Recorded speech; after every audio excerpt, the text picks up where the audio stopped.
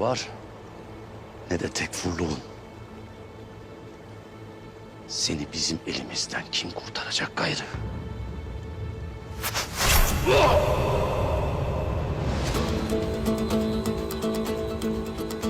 Süleyman Şahoğlu Ertuğrul. Ertuğrul! Öldürün! Öldürün!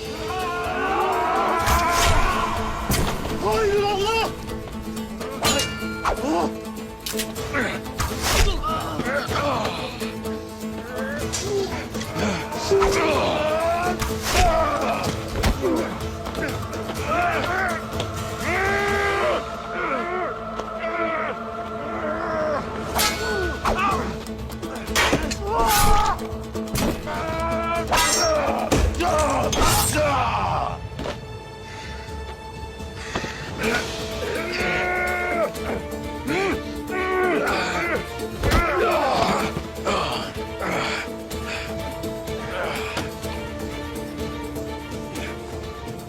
Etme Ertuğrul Bey.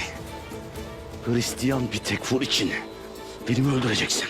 Ben yalnızca zalime ve haine düşmanım. Mazlum olan düşmanım dahi olsa korurum. Hain olan kardeşim dahi olsa affetmem.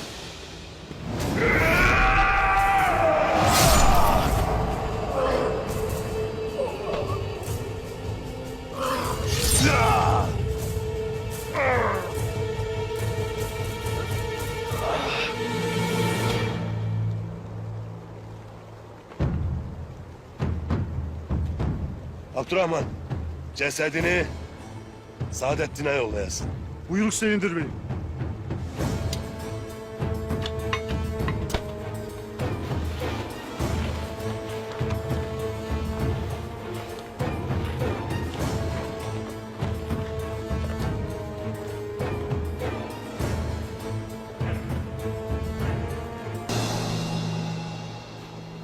Ertuğrul, bugün ikinci bir kez canımı kurtardın.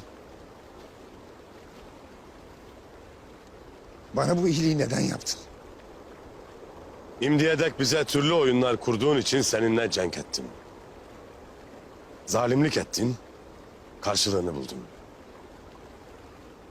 Lakin şimdi zor durumdaydın. Biz zorda olana vurmayız. Zorda olan her kim olursa olsun elimizi uzatırız. Şimdi gidersin yoluna. Ertuğrul dur gitme, gitme. Ben buna anlam veremiyorum Ertuğrul. Ben senin oğlunu kaçırdım. Sana türlü tuzaklar kurdum.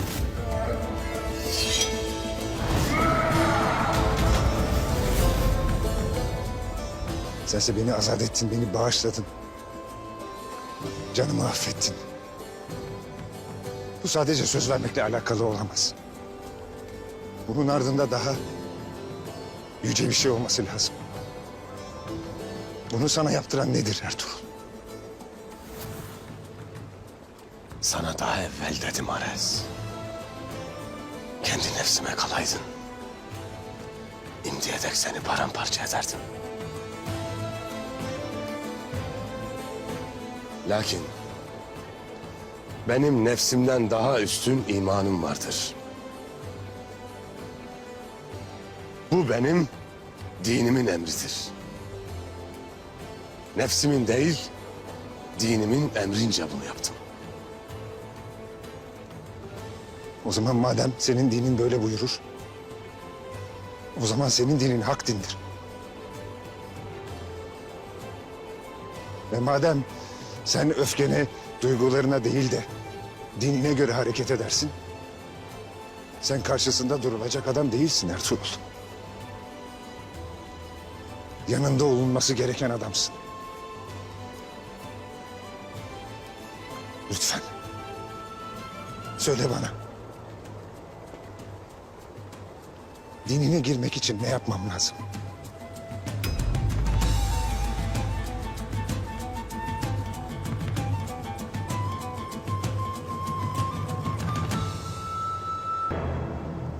Emin misin Ares? Bu öyle hemen alınacak bir karar değildir. Senden gördüğüm yüceliği En yakın dostlarımdan bile görmedim ben. Kaybedecek hiçbir şey olmayan bir adamım. Belki de Tanrı son bir şans olarak bana senin dostluğunu ve dinini gönderdi.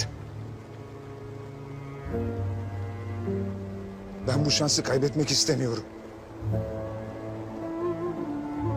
Lütfen söyle bana. Dinine girmek için ne yapmam lazım?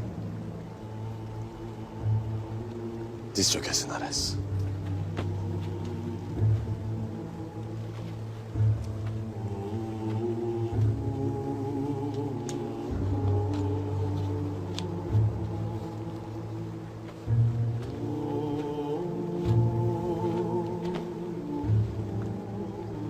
O vakit dediklerimi tekrar edesin Ares. Eşhedü en la ilahe illallah Eşhedü en la ilahe illallah